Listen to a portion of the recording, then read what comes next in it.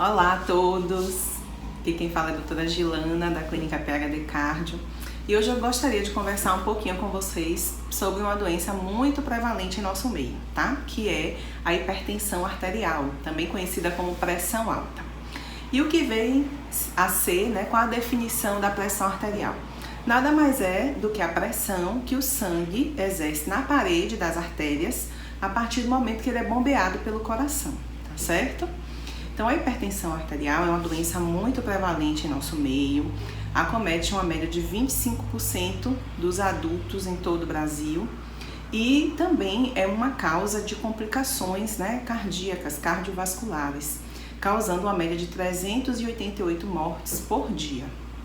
Tá? Quais são as causas da hipertensão arterial? A hipertensão, em 90% dos casos, é uma patologia que é herdada geneticamente por familiares de primeiro grau, pais e avós. É algo que a gente chama de hipertensão essencial ou hipertensão primária, que é aquela hipertensão que não tem uma causa estabelecida e ocorre no paciente que tem histórico em familiar de primeiro grau. Mas existem algumas condições, alguns fatores de risco que podem antecipar o desenvolvimento da hipertensão. E quais seriam esses fatores?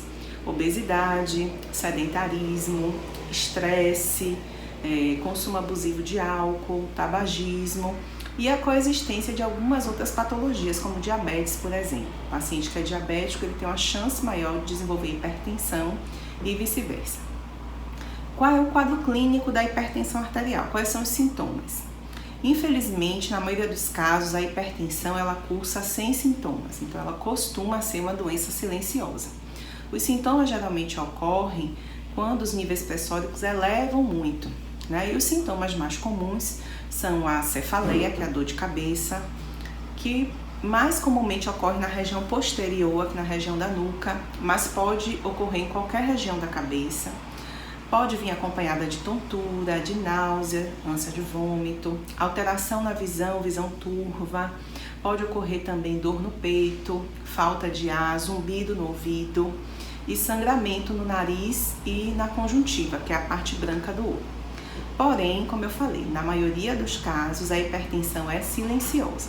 Então, como é que a gente vai fazer o diagnóstico da hipertensão? Se é uma doença que cursa na maioria das vezes sem sintomas, medindo a pressão regularmente. É a única forma da gente saber se a nossa pressão está normal ou se ela está alterada. E o diagnóstico ele é feito quando ocorre uma elevação, um valor de pressão maior ou igual a 140/90 ou 14/9, como a gente chama comumente, em mais de uma medida, tá certo? Chama atenção também para os quadros que a gente chama de pressão limítrofe ou pressão normal alta, que é aqueles quadros em que a pressão está entre 130 e 140 a máxima e a mínima entre 85 e 89. Então já é uma condição que a gente tem que ter um acompanhamento mais de perto, tá bom? Vamos falar um pouquinho agora sobre o tratamento da hipertensão. Sempre a gente vai tentar o tratamento não medicamentoso, tá? Que baseia-se nas mudanças do estilo de vida, prática de atividade física, uma alimentação equilibrada, uma dieta equilibrada, lembrando da questão do sal, nos alimentos, lembrar do sódio que já vem, embutido em muitos alimentos, principalmente os industrializados, tá? Então não é só o sal que a gente acrescenta na comida, é o sal que já vem em cada alimento, a gente tem que estar muito atento a isso, ao teor de sódio dos alimentos. Evitar excesso de bebida alcoólica, cessar o tabagismo, reduzir o estresse, dormir bem. Então tudo isso faz parte do tratamento da hipertensão também e em muitos casos pode prevenir ou retardar ao máximo a ocorrência da hipertensão arterial. Quando o paciente ele já, apesar de fazer todas essas medidas comportamentais de mudança de estilo de vida, ele ainda persiste com a pressão elevada, aí a gente precisa lançar mão do tratamento medicamentoso, tá? E aí, essa avaliação, deverá ser feita pelo cardiologista, do momento ideal de usar uma medicação, qual a medicação ideal, qual a dose ideal.